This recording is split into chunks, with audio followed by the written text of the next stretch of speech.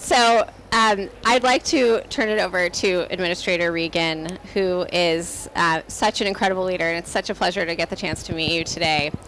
This is the administrator who is the second person of color to serve in this role, and he previously led North Carolina's Department of Environmental Quality and has developed and implemented North Carolina's seminal laws to address climate change and the transition to state clean energy economy. Under his leadership, North Carolina has secured the largest coal ash cleanup in the United States. So, Administrator, I'm going to turn it over to you, and then I'm going to introduce the rest of the panel. Awesome. Well, thank you, Kate, for number one, pulling this together and hosting us today. And I'd like to start by just saying that, I'm very proud to serve in this administration, and I'm very proud of the President's leadership and the accomplishments so far. But I think we all should acknowledge that this administration wouldn't be where it is, and we wouldn't be where we are without the advocates here that are on the stage that I'm blessed to share this stage with. They have been the leading voices for decades on the topics that we are now just really starting to do some justice to. So thank you all for letting me share this stage with you all, and thank you all for the leadership. The Biden-Harris administration said from day one that environmental justice and racial equity would be a centerpiece of the administration, and that it would be a whole-of-government approach. And I can say that the president has kept his word, and we've all tried to help this administration realize that vision.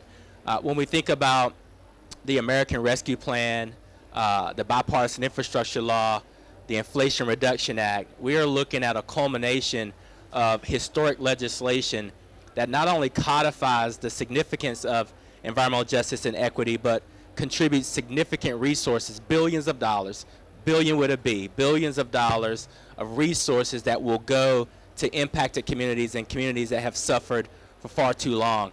And so it's just an honor to know that this administration's success is built off of the hard work of the people that are now on this stage, and collectively we're rowing in the same direction. We have some resources to work with, and we actually have some structural changes at EPA that we've been fortunate to create to codify and continue to move forward and ensure that these resources are spent the way that they should be. So again, I'm just excited to be here, excited to be part of an administration that believes in justice and equity, and proud to be a partner of the folks that I'm sharing the stage with today. Thank you. Thank you so much, Administrator.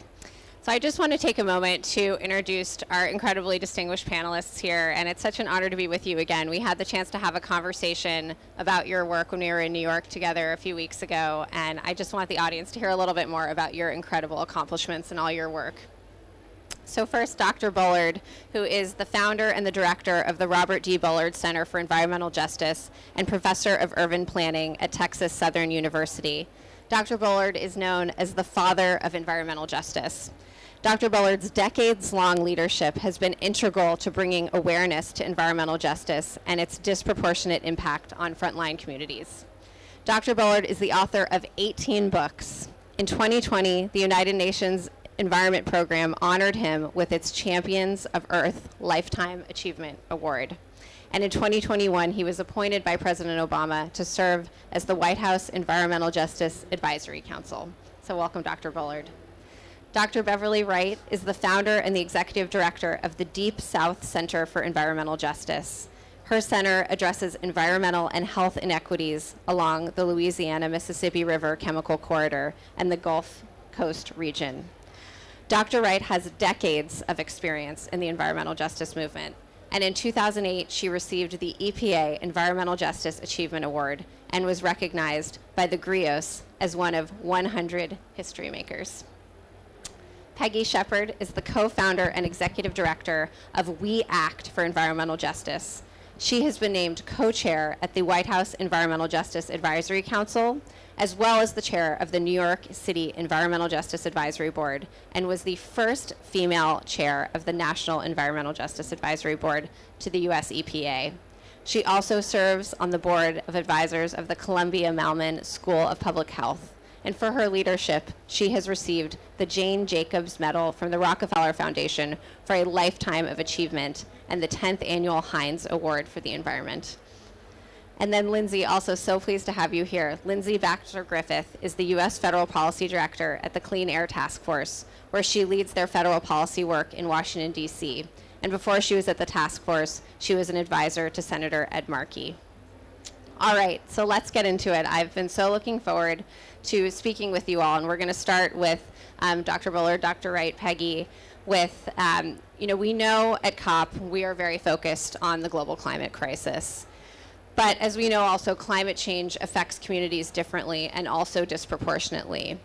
And when we were in New York together, you were sharing with me that this was going to be the first time you were taking the environmental justice conversation that has been so rich under your leadership and many others in the U.S. for many years, but now bringing it to this global context. So I just wanted to hear from the three of you first on what are your reflections, what are the learnings, how have the conversations been this week at COP?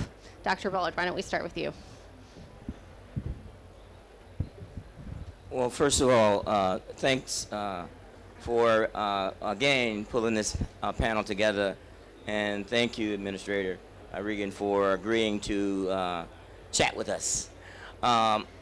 It's important that everyone understands that the environmental and climate justice issues in the U.S., particularly for disadvantaged communities, frontline communities, and communities of color, many of the issues of disproportionate impact and living on the front line of the climate crisis here in the U.S. are very similar to the global stage when we talk about the global South.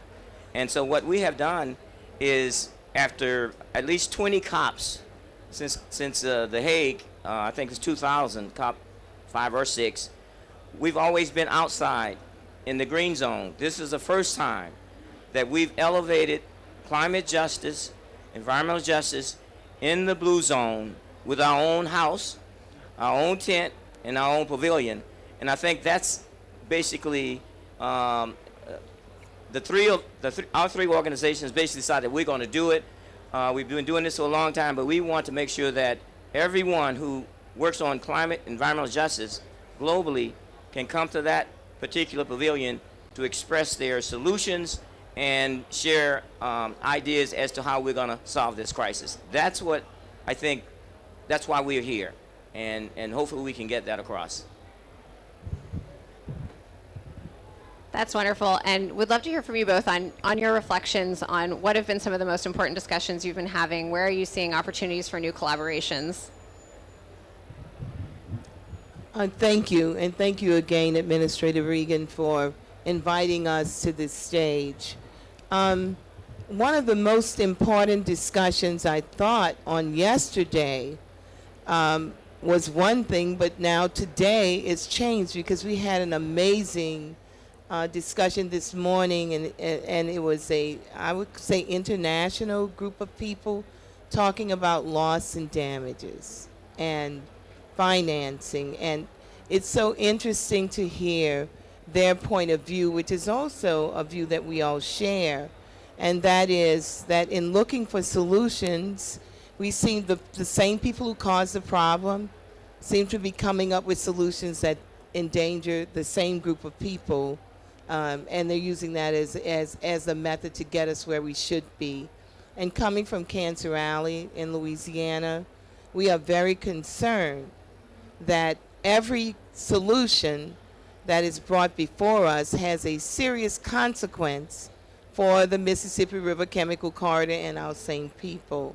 So the most important thing I'd like to say about our pavilion is that it is, as has been described, as our house.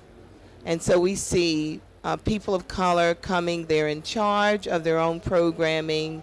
You know, they feel like this is home. They're not waiting to be invited by someone else or begging someone else to let them in to hear their stories. They have a platform, and we are inviting other people to come to hear us, and guess what? They are coming.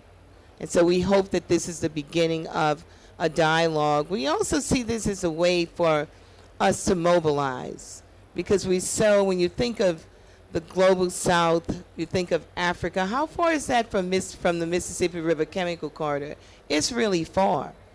But we are suffering from the same polluters from Louisiana, Mississippi, Arkansas, all of us all the way to Africa and other places around the world. So we get to see that, because a lot of other communities think that in the U.S., you know, we're just, all of us are the same, that we're all living these beautiful lives, and that minorities are not being affected in the same way that they are. So this is a real, I'd say, coming to Jesus moment for many of us, that they can see that their stories are the same as ours. And that has been, I think, the most eye-opening thing for everyone. You know, like, oh, that's happening to you? My goodness, it's happening to me as well. So we're trying to do that connect so that we can really build a stronger movement for justice, or climate justice in particular. Yeah, good morning, everyone. You know, when we went to the COP in Johannesburg, we took a toxic tour. And it was a tour to see some of the waste management activities and how they were impacting communities. And what we saw were children playing on swings and sliding boards, fence line to industrial facilities. And the thing that was so startling was that it was the same picture that we saw in our own country. And so what we've learned over the last couple of days, and the reason that it was so important to develop this first ever climate justice pavilion in the Blue Zone, was so that we can educate each other, we can come into alignment and expand our perspectives, because only by doing that can we be strong advocates for each other. If frontline communities are not free in the global South, they are not free in the global North.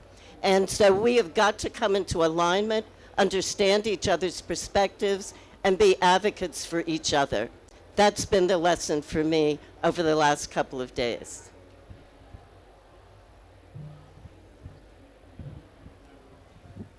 Thank you for those reflections, and I'm hopeful that the Environmental Justice Pavilion will now become a key pillar of the Blue Zone for many years to come, and so exciting to hear about all the amazing work you've done there. So I know we at Google and Google.org have had the chance to work with you all around the role that technology can play in the environmental justice movement. And so I would love to hear from the three of you about some examples where you've seen a powerful role for data and technology in the work that you've been doing. Dr. Bullard, why don't we come back to you? Well, it's important that I'm a researcher and I work with data and tools, and I think it's important that environmental and climate justice movement have access to data and tools and research and monitoring and modeling and all those things that are based at universities. Our communities should have those kinds of tools and resources at their disposal, and developing partnerships. Community university partnerships model has worked, is working, and I think having it funded makes for such a great arc or channel or route for success.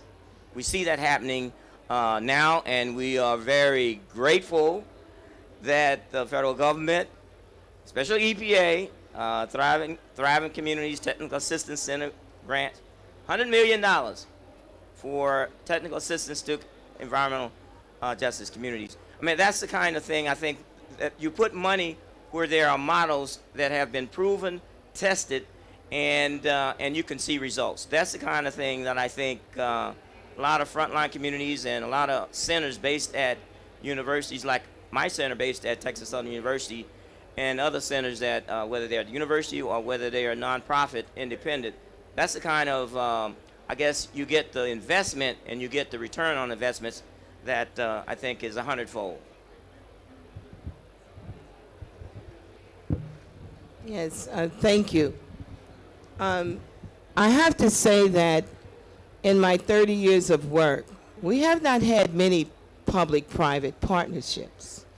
You know, this is the beginning of people making the decision that they want to work with frontline communities or with centers like mine who serve to do a lot of agitation for good rather than partnering with the polluters. So this is a new era.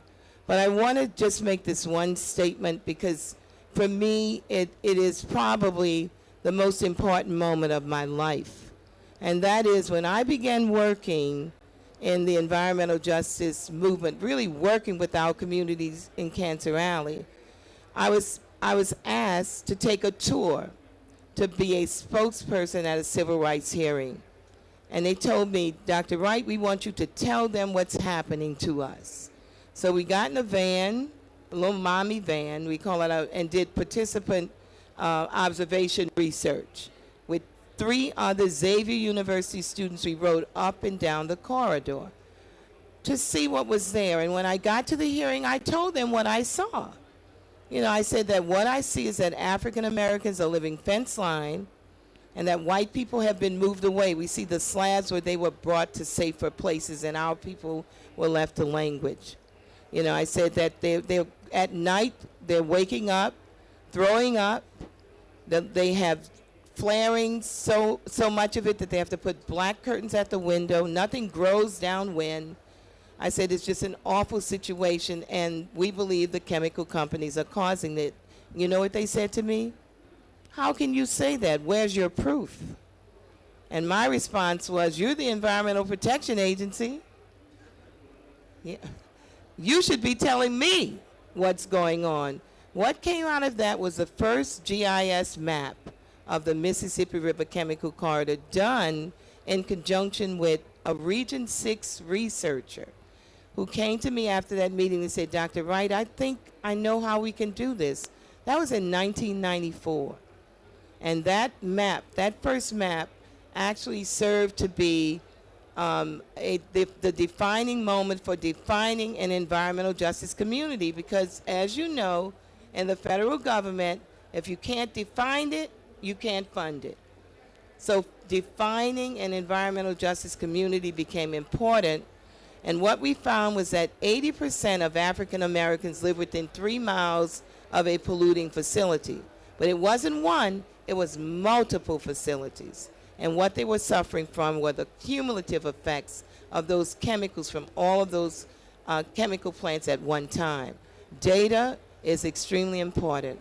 Our communities need access to this data. And I can say that the Biden administration is the first administration that has actually offered up through Justice 40 the resources of all of the departments. I got a call from NASA. Like, NASA? Yes, NASA wants us to utilize their data. And we are excited about being able to get that depth of data for our communities to help make our case so that we can get more funding or win in court. One or the other, or both is what we're hoping for. So, you know, I work in Harlem, and when we got started back in 1988, we realized that our community struggles were around air quality. And so we reached out to the Columbia School of Public Health and began working with them. So we've had a partnership for about 24 years. And it's been very important to have the data to run strong evidence-based campaigns. One of our key campaigns was provided with strong data from the Columbia School, and we were able to transform the entire New York City diesel bus fleet to hybrids and now beginning to get electric buses because of the data, the strong data we had from the Columbia Children's Environmental Health Center looking at the impact of diesel on pregnant women and their children.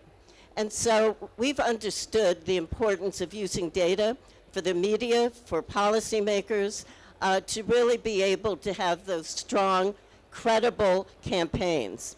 And we were able to develop that partnership with a CUP grant from the EPA. It was called the Community University Partnership.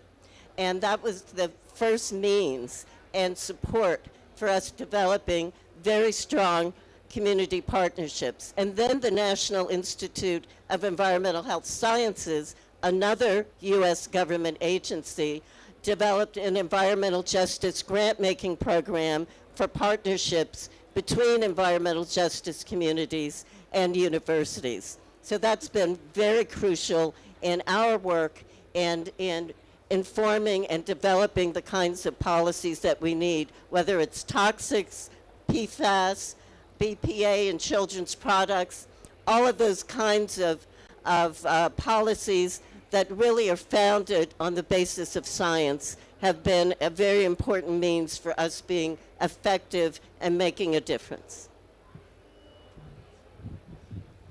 Thank you all so much. Those are really great insights for us. So Lindsey, I want to turn to you. The Clean Air Task Force, as we know, has been focused on innovation for many years. And I'd love for you just to tell us a little bit more about how you think about this intersection point between the issues that you've been working on, like air quality, exactly as we were just hearing about, and environmental justice. Thank you, Kate. Is that working? Turn it up. Well, thank you. First, I just want to say it's such an honor to be sharing this stage with all of you today. Thank you so much for your leadership on this issue. It's just critically important in the U.S. that as we think about climate equity, we also think about environmental justice. So thank you. There's two things I really want to elevate on Clean Air Task Force's perspective on this innovation question. And the first is that, innovation can produce those important tools and information that's critical, as we've heard, for air pollution monitoring, for other types of pollution monitoring, whether diesel from transportation, chemicals, we've heard a lot about already today. I want to focus specifically on the issue of oil and gas methane. Methane's a air pollutant, a greenhouse gas pollutant that's 80 times more potent than carbon dioxide. And the oil and gas sector in the United States is the largest source of industrial methane pollution. So this industry also is the largest source of volatile organic compounds and air toxics. And back in 2017, Clean Air Task Force and the NAACP worked together to put together the Fossil Fumes Beyond the Fence Line report, which found that 14 million Americans live in counties where the cancer rate is above EPA's 1 in a million threshold. And that's all due to oil and gas pollution, that industry.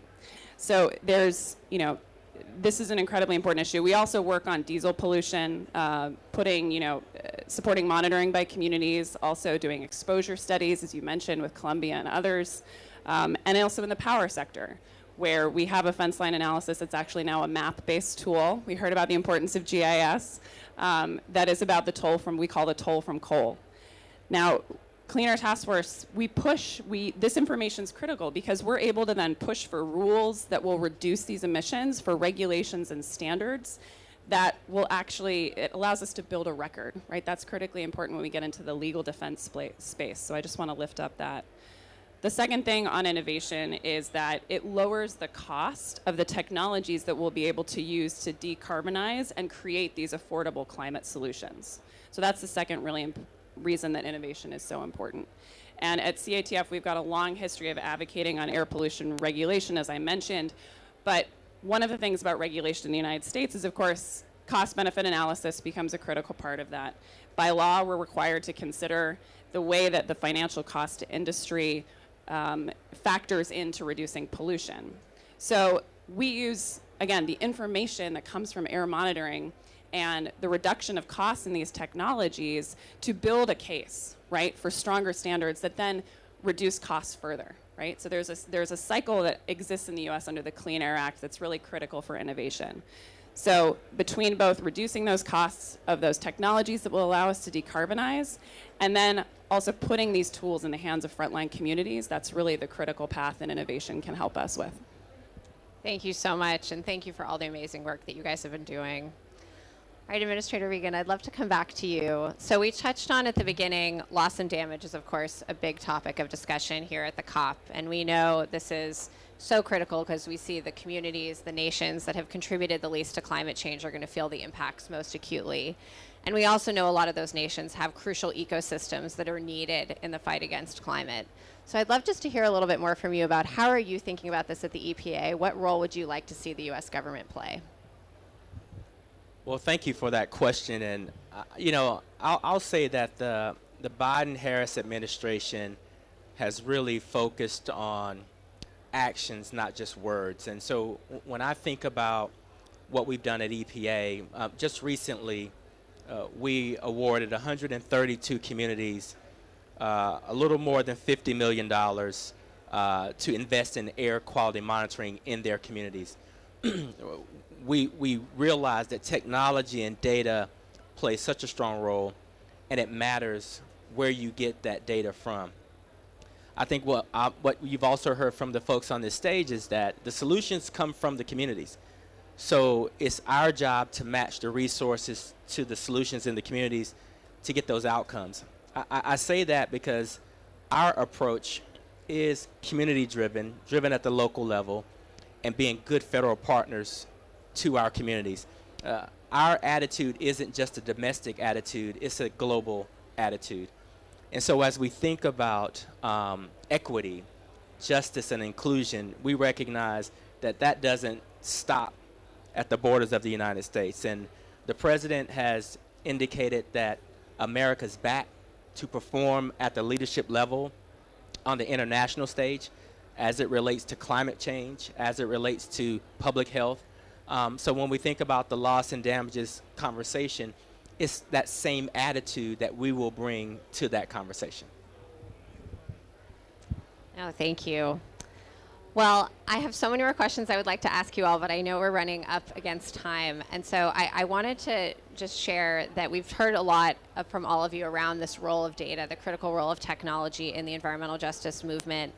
And so I just wanted to share that at google.org, we have an environmental justice data fund. And so we have $9 million that we're using to provide flexible funding to US-based environmental justice organizations. And we've had the great honor of working with many of our panelists through this fund. So if you want to learn any more about this work, you can go to environmentaljusticedatafund.com. So I just want to conclude by thanking you all. Thank you for your incredible leadership. Thank you for bringing this conversation here to the Blue Zone, for all of your work, and just such a huge thanks to Administrator Regan for all the work that you're doing at the EPA, and thank you for being here with us today. Hope you all have a great rest of your day. Thank you.